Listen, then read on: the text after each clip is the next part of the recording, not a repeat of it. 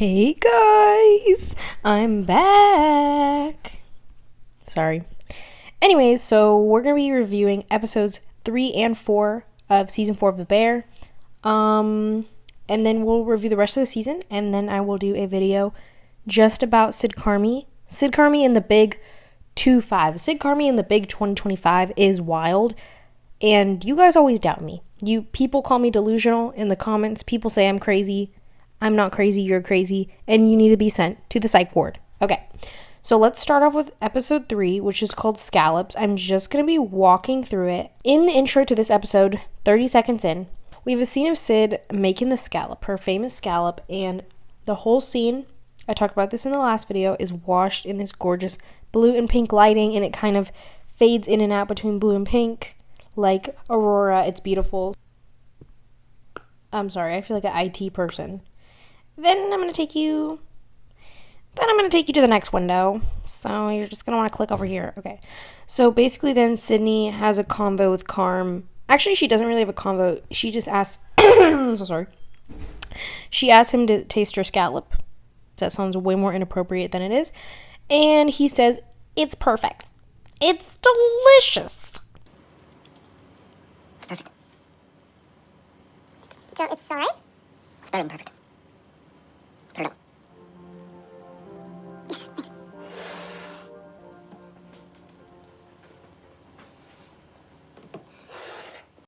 Come over here, baby. Anyway, so yeah. So he says her scalp's perfect. And she has this weird little look where she's like happy that he, praised her. But then she just kind of like is like has this look in her eye where she's like mad or something. And you're kind of wondering like, why did she react like that? But I don't know. I don't know why she reacted like that. So then we have Rich and his ex-baby mama, ex-wifey, and she's basically kind of presenting Richie with her unfiltered thoughts about her mom being at her wedding, and he's like, I don't even think you really want her to be there. So this doesn't seem relevant, but I just like it because it continues with this ongoing theme in the show of parenthood and sort of children, these adult children, with their persisting feelings about their moms or their dads, a lot of absent mothers or a lot of unstable mothers, like Carmi's mom, Richie's ex-wife's mom, a lot of people's moms. And then also I'm going to talk later about the kind of continuing theme of absent fathers. Carmi's father's absent, Marcus's dad is absent, or whatever. So yeah. And we see Donna. That is not even her name. That is not even her name.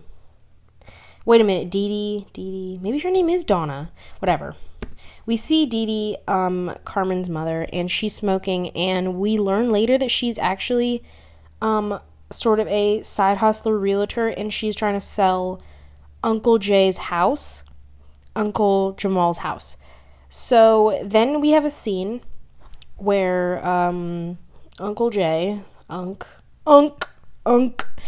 is talking to his son, and this is a really interesting scene because it also continues with the theme of parenthood and the difficulties of it and the challenges of it, and he's sort of just, it's like a little short monologue basically by himself where he's at the door and he's kind of apologizing to his son, very unfiltered, about why they have to move. I'm assuming they have to move because Unc is losing money because of the restaurant or just having financial troubles, which sucks because I know whatever reason he has to move and downsize a house is probably Carmi's fault, okay?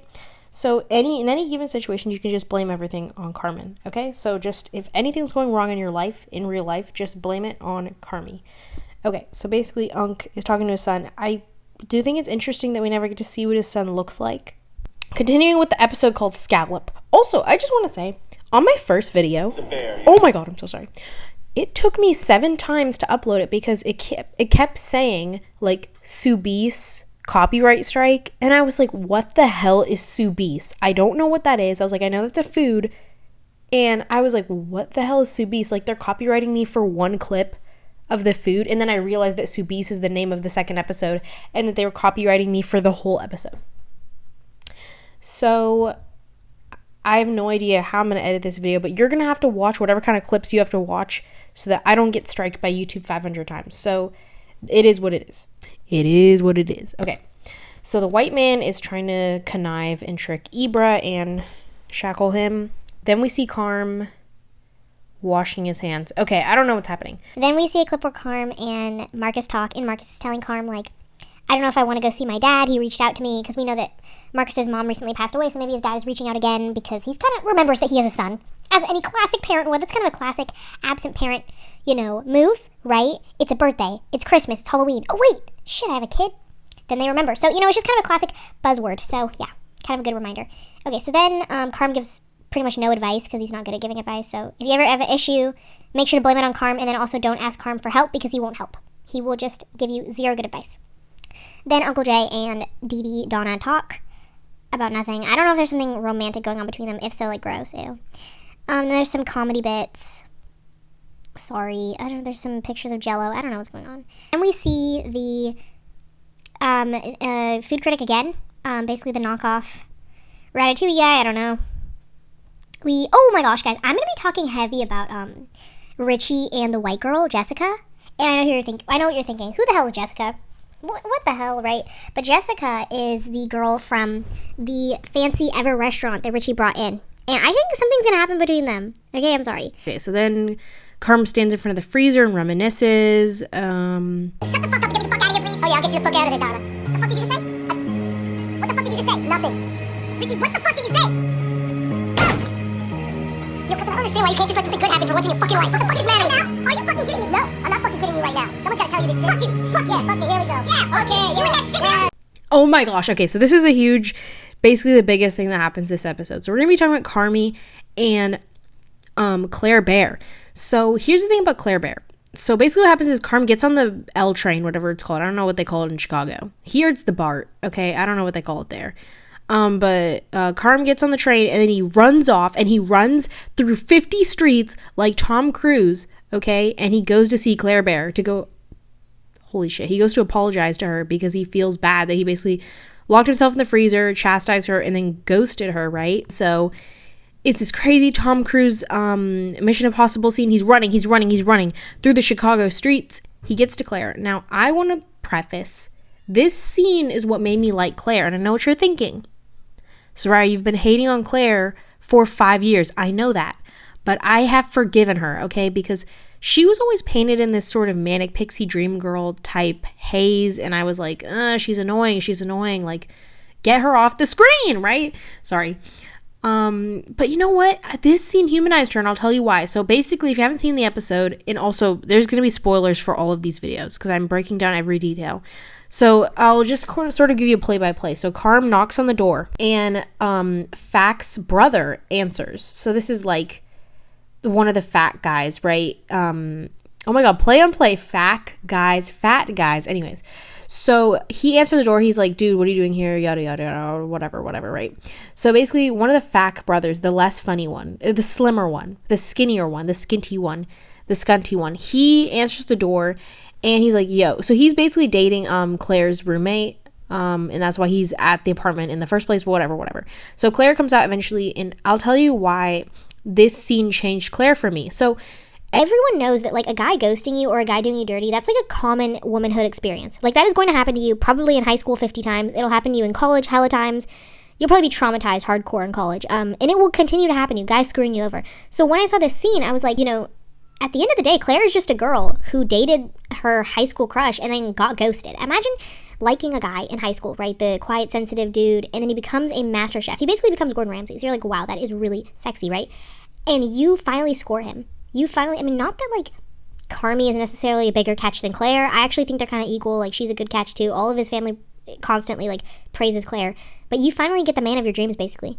And then he freaking locks himself in the fridge. And you basically hear him call you a disgusting pig. And then he hates being around you. And you make him want to die and unalive himself. And then he ghosts you for, like, 4 months.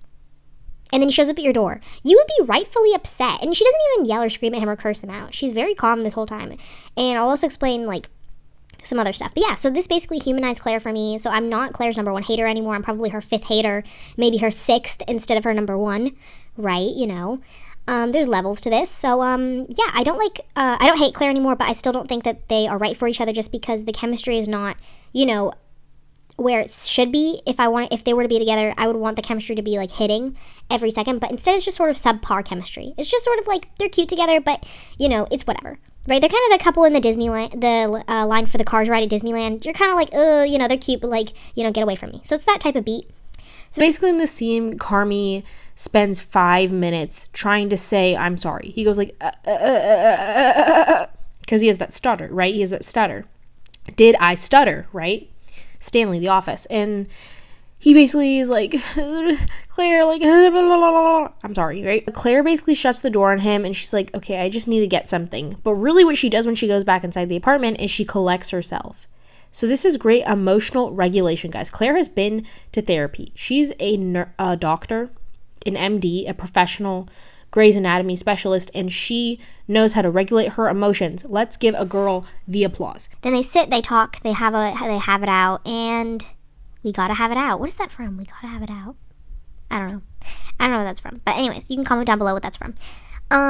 Basically they talk and whatever the hell. And she's like asking him, why did you like feel that way around me? Like, why did I make you feel like the world was ending? And I don't remember what he says. Probably something about his chronic anxiety. He basically just talks about like how his head like moves, his thoughts move a mile a minute, and it's difficult for him, and like it was just overwhelming and yada yada badada. And basically he sort of ends it like he wants her, bro. But this scene is great because what I've been feeling, I finished the season by the way, obviously. But what I've felt this whole season is that it's kind of like, it feels like fan service, because it's like every character basically tells Carmi exactly what I've been wishing that they were telling him this whole time.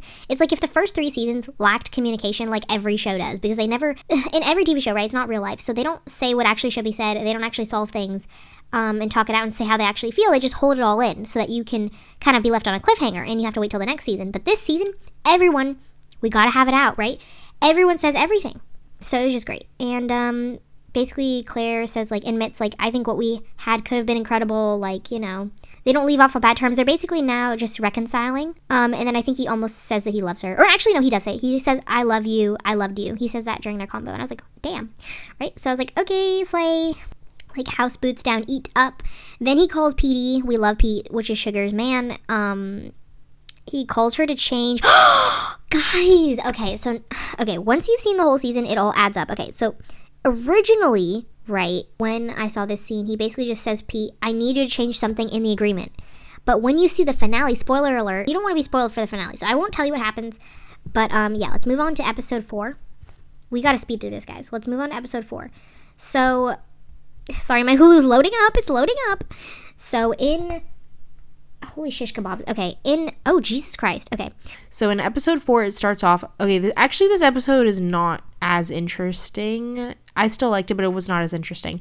It's basically just like a black episode. I don't know if that makes any sense. Like, we're just getting into Sydney's life. She's being black, or maybe it's episode, whatever, it doesn't matter. So basically she's like doing her own hair. She's like taking her braids out.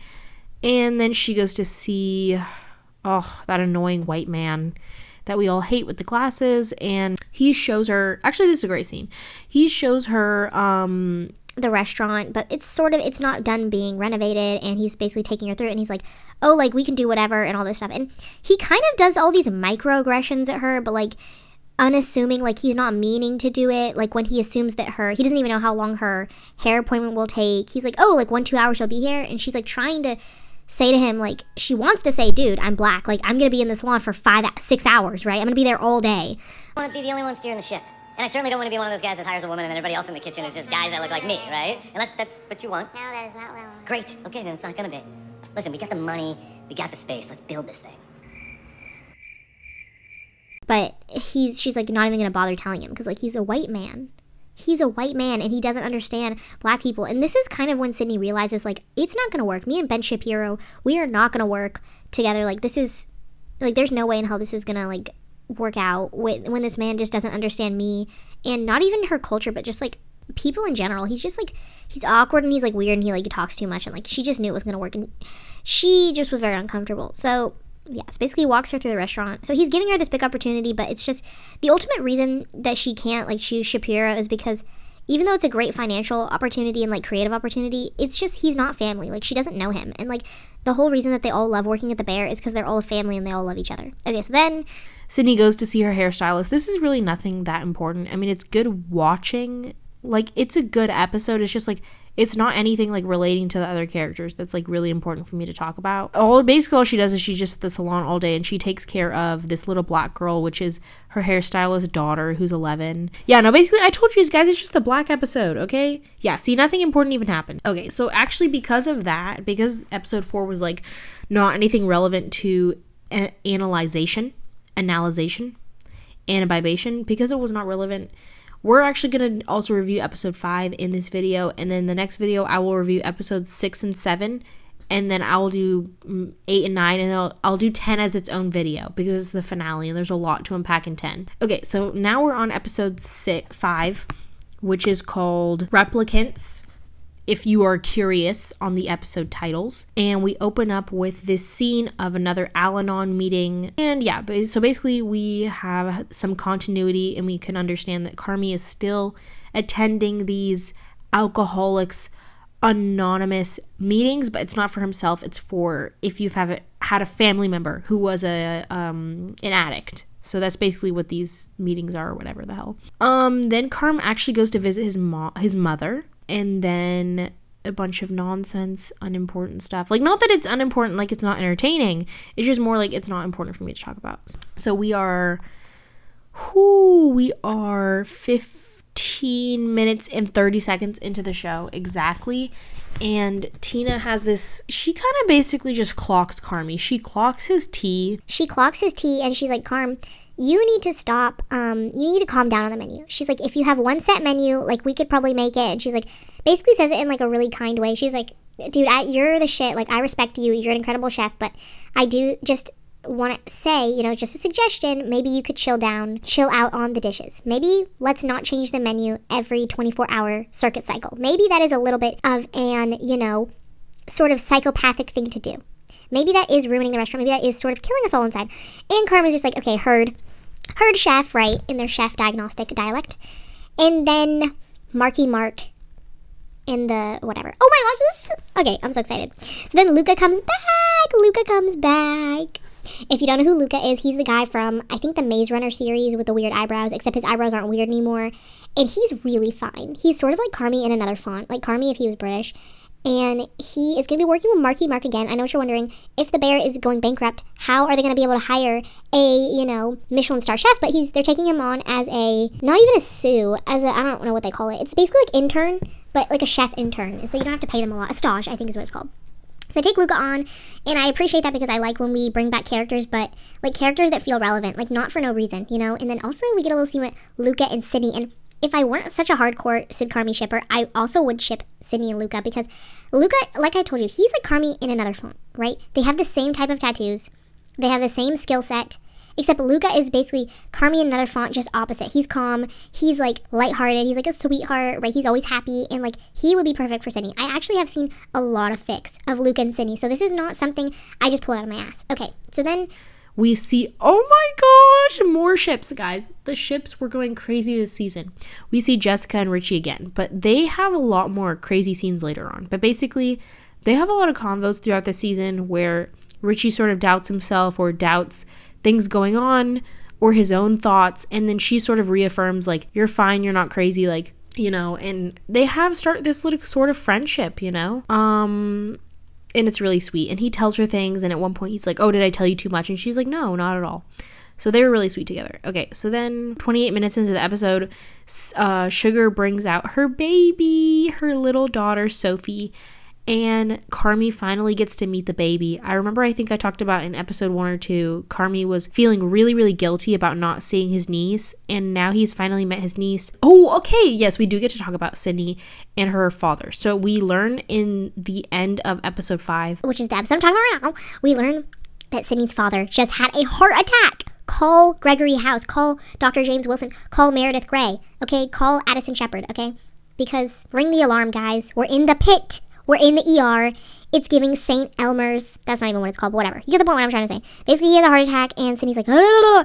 But I know what you're thinking, Soraya, I don't care about this. Hear me out, okay? Because there's going to be, I always slip in a little bit of Sid Carmi. So then Carmi says, oh, he doesn't even say it in this episode, whatever. He says in the 6th episode, he's like saying, like, I don't want you to be alone, right? At the hospital or whatever. He's like, I don't want you to be alone right now. He's like, I'm gonna come over. And he also, by the way, in the end of episode 5, he offers Sydney, he's like, I'll drop everything. He doesn't say that in those words, but he's basically saying, I'll drop everything, like, let's go to the hospital right now. And she's like, no, I can go on my own. I really kind of wish he would have came with her. But you know what? These writers and directors, they just don't believe in romance, okay? They must all be single, because they just don't care about anything. They don't, like, what okay, anyway. That was episodes 3, 4, and 5. And then stay tuned for the next video on 6, 7, 8.